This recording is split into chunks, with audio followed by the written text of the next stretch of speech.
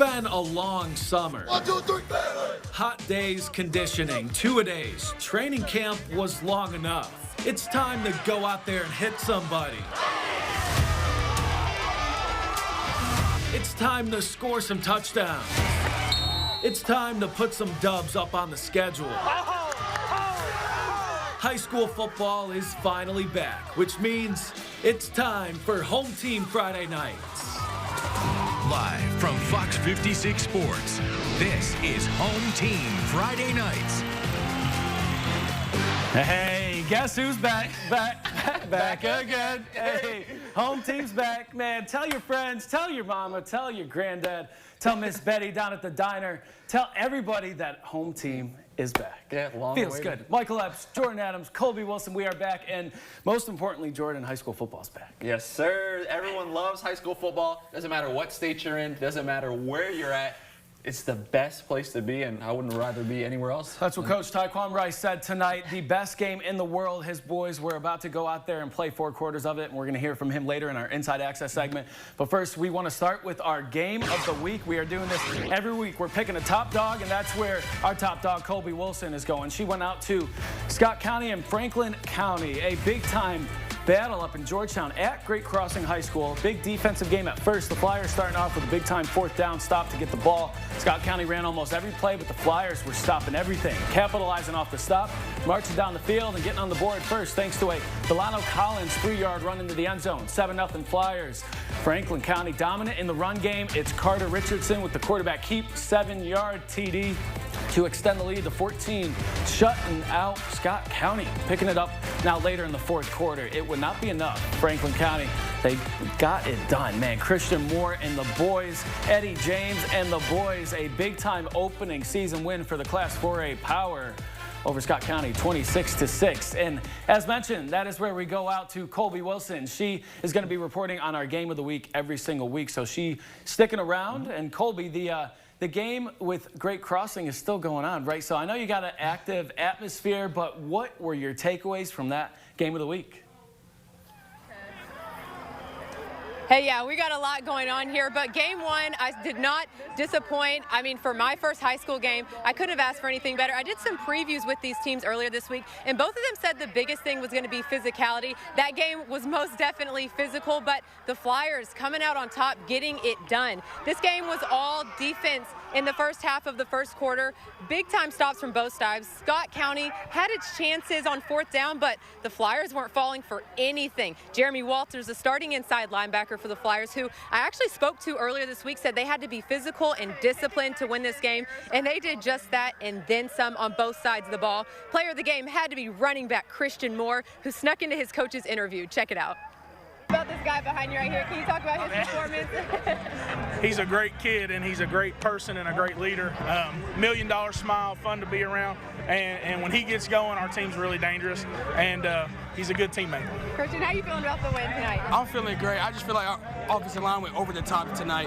Physical, and that's what I love about my offensive line. I trust them.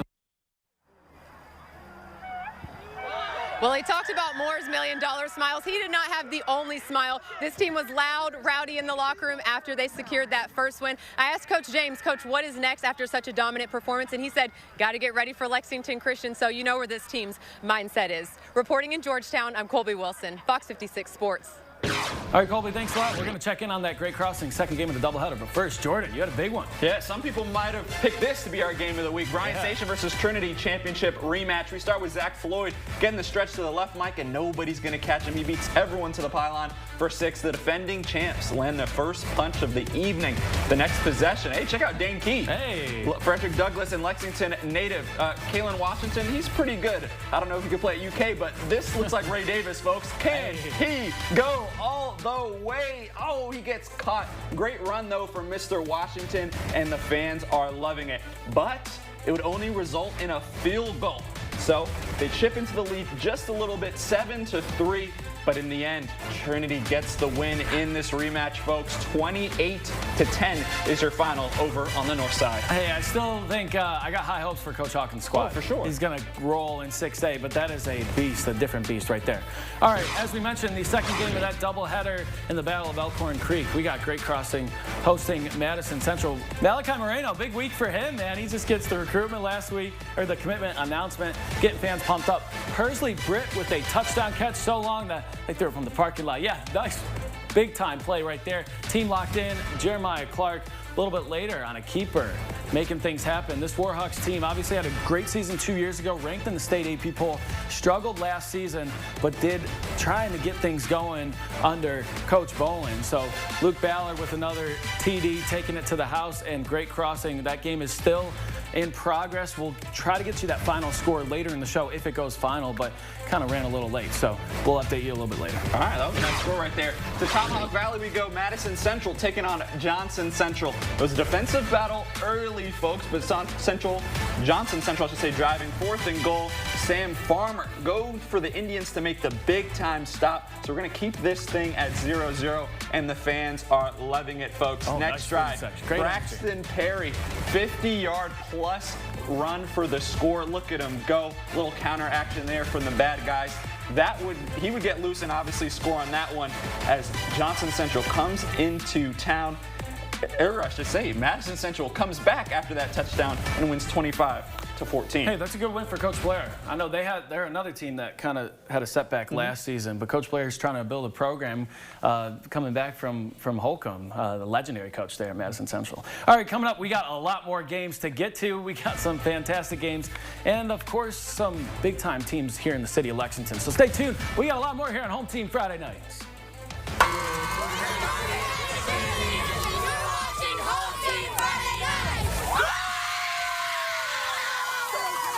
From Fox 56 Sports, you're watching Home Team Friday nights. We're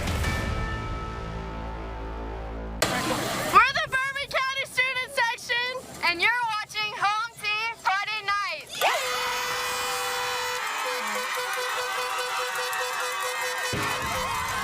A little teamwork there. Great energy. Love to see it. Hey, Jordan, I know you don't like it when I'm doing this. No, it's fine. It's Great fine. energy. Bourbon County really brought it. They were struggling. We'll show you those highlights later in that game against Western Hills. But we had a fantastic game. Obviously, Sayre is a fantastic team. This was not really a fantastic game, though. Sayre rolling, as they are always do. Right, fantastic for them. Oh, okay. Not for neutral, you mean? Not for Holy Cross Covington. Gotcha. 35-0 at the half. Luke Pennington finds this guy. Brock Hoffman. Hey, let's go. This guy is the real deal. He's got a ton of offers. He's been recruited for a couple years now. He's a DB, too. Talented dude. Brock Hoffman putting the Spartans up 42-0. Very next possession, Pennington finds Chase Parker, who puts on the burners, and Sayre gets the win 49-0. So diving into these guys, I know I don't know if it was you or Colby that went and did a preseason preview with them, but I think it was Colby, but I know all about Hoffman. Man, we know all about I remember for basketball season. Luke is so talented. Yeah. His older brother was a talented quarterback for Sayre as well, who then went on to now play at Marshall. And these guys are going to be probably one of the best dynamic duos in the state. Yeah, I'd be shocked if they didn't at least make it to the title game. Obviously, they don't have to play most of the big boys. So with that 1-2 punch, I don't want to put too much pressure on coach and staff. I don't. But I would love to see him in Kroger Field this fall, and I'd be shocked if we don't. Yeah, I know Cole Pennington certainly wanted to get that done. But Chad, the former NFL quarterback, the head coach now, certainly has high hopes for his team. They lost to Raceland in the playoffs last year. Obviously, Pikeville's the top dog in Class 1A, so we will see. And Paris is going to have something to say about it, too. We will see. All right, let's get going. We're elsewhere around the city. Tates Creek, the Commodores open their season against Eastern. You know, Coach Hawks has his guys ready to battle. First quarter, 6-6 tie, but not for long as B.J. Evans rumbles his way in an end zone. Yeah, that's weight room right there. Keep those feet moving. Pushes them off there, 30-yard touchdown to put the doors in front. Students loving it, excited for football to be back. Of course, Tates Creek with the ball. Darnell Burnside going to launch a deep dime to J.T. Cooper for the 50-yard score. Commodores go up 20-6, and this one all doors. B.J. Evans, another one, his second touchdown of the night. Tate's Creek, strong start to the season, 48-6 win over Eastern. Well, here in Lexington, the Dunbar Bulldogs taking on the Connor Cougars. Dog Pound fired up, looking for a week 1 dub here. Bulldogs on the move, and it's going to be Pacifique Ndwayo, and he doesn't go around with the defense right there to stop him. A big gain, though, for the home team. The Cougs going through the air, and it's going to be Otis Grayan. Montgomery hitting Chase Kleifender over the middle, and he's taking it all the way to the house for the score. Number 4 is pretty quick as the Bulldogs fall in their home opener, 42-15. Well, all right, Franklin County, Lafayette. Yeah, they had a home opener as well, Michael. They're hosting Fleming County. It's going to be Rance Payton, and he hooks up with his wideout. Nice pitch and catch there, but unfortunately, Michael, they would turn the ball over on downs and not score. So the very next drive, it's going to be the away team. Jordan Harn is going to punch it in.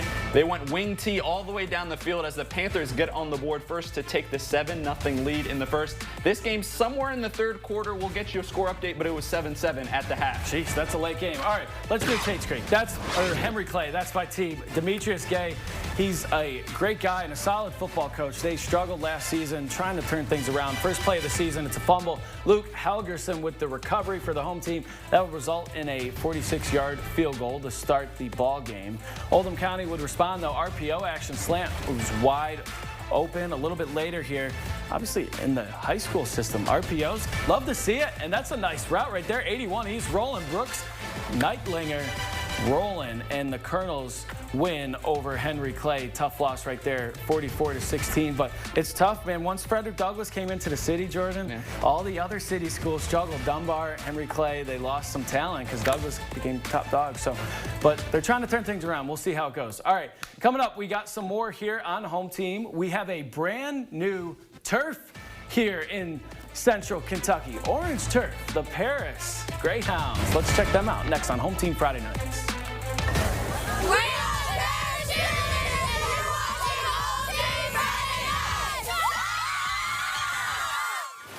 From Fox 56 Sports, you're watching Home Team Friday nights.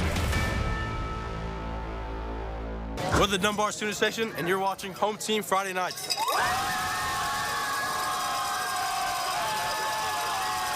A country theme in the city tonight. Great energy. Love to see that. Hey, all right, so what we're doing now on Home Team Friday nights, this third section of our show is going to be the Blitz, so we're just going to move. You might not even see us on camera other times. Jordan, you're a pretty handsome guy. But you don't even have to see us on camera. So normally, you might not even see us in this section. But real quick, want to introduce Taekwon Rice, as we mentioned. He led us inside the locker room for our Inside Access segment. Check it out. If you don't take pride in anything else, take pride in what you get ready to go play 4 quarters on. 4 quarters on. They got to see y'all for 4 quarters.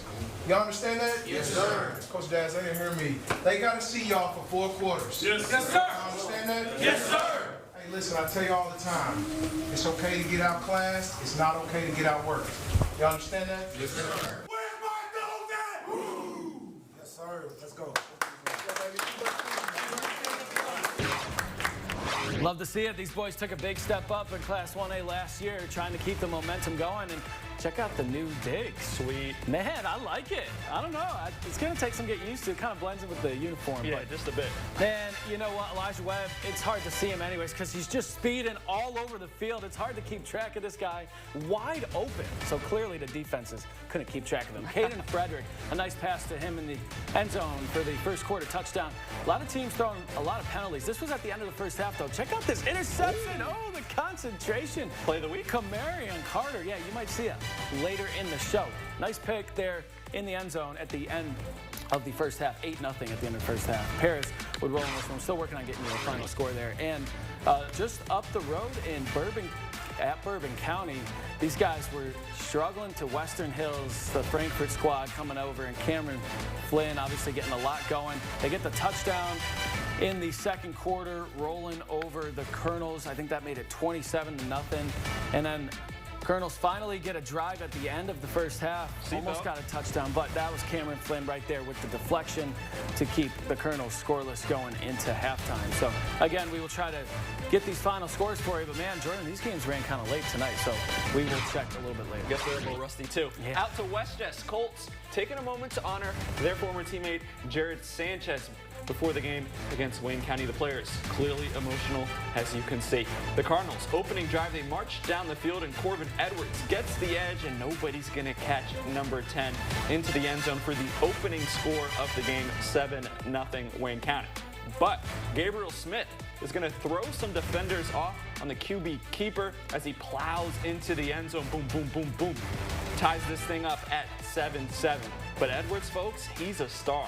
Too big and too fast as he races down the sideline, dragging defenders with him, and he would be able to punch it in. The Cardinals get the win on the road. 35-14 is your score.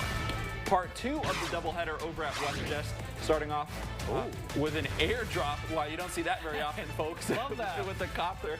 The Jaguars of East Jessamine taking on Danville's Admirals. Both squads under new head coaches. We're going to start with James Burgage linking up with his man on the quick little play there, and he dragged some Admirals down inside the red zone, so in scoring distance, and they're going to ground and pound this one right up the middle as he falls into the end zone. Pretty good there as you get the opening score for East Jess. Later on, it's going to be a pass going deep down the sideline left, and it's caught into the end zone. Still working on a score on this one as well. These games are killing us tonight, folks, but we'll make sure to get it to you later tonight online. All right, one more that we probably do not have a score for you, but we will try our best. Betsy Lane and Berea, this is the first half of the doubleheader out at GRC. And Andrew McCutcheon, this guy is an unbelievable athlete. These guys were late to the game, Jordan. They had a long, like a 2-hour bus ride. Ooh. They show up a little late, and then they go up and put a touchdown on the first play of the game. No stretch, no Andrew McCutcheon, big-time stuff for that touchdown. And on the second drive, he would just go ahead and do it again. Oh, nice little move. Little burst right there, then he cuts back in. Yeah, got him. Big-time stuff right there, and Betsy Lane would win over Berea, but we will still try to get that final score for you. All right, coming up, we saw some good plays. Real good plays. Now you guys get to vote on our plays of the week. We had to pick 3. There were some good ones, but we are going to show them to you right after the break, so stay tuned, and we'll tell you how to vote, because I have a feeling that mine's probably going to win. This one right here, we'll see. We'll show you after the break. From Fox 56 Sports, you're watching Home Team Friday nights. All right, welcome back, everybody. Michael Epps, Jordan Adams. Fantastic week 1 of high school football and a solid week 1 of Home Team Friday nights. We got our plays of the week for you, so let's check them out. I really like this one. Play number 1 from Paris, the new turf, which has to get some brownie points for the vote, right? But this was a Frankfurt play and an unbelievable interception in the end zone from Camarion Carter. Look at the concentration. It goes, oh, it does not let it hit the turf. That part of the turf was not the new orange. That was still black turf, but awesome pick. But Paris will get the win. What do you got, Jordan? All right, Michael, play number 2 is Wayne County QB Corbin Edwards just rumbling through the West Jess defense. Man, he was doing it all inside, outside. And look at the extension for the pylon for the touchdown. West Jess, it looked like he was running that fast against West Jess. That's a pretty good play, number 2. Michael, what you got for number 3? All right, this one is with Sayre, these boys, Luke Pennington. You know he's finding Brock Kaufman a lot. This one was to Chase Parker over the middle. No one is going to catch this guy. Yeah, he's looking like Brock with that 4.6 40-yard dash speed, which has probably gotten even faster now. That guy's an athlete. But anyways, Chase Parker, big-time stuff for that team. A 49-0 win for Sayre over Holy Cross Covington. Sayre going to be one of the best teams in Class 1A. They lost to Raceland in the playoffs last year, trying to get the top of the top. Of course, Pikeville is right there at the top of the top. But big time stuff from him. So you guys can go to our website, fox56news.com, and go vote. I'm going to go vote for play number 1 because that interception, the concentration, you got to give him credit. Mr. Parker, you got my vote. I'm voting for Sayre, buddy. All right, well, you guys get to decide, and then we will show you the winner on Tuesday nights on Fox 56 Sports. So stay tuned. But for now, that's it for Michael and Jordan. Have a great week, everybody.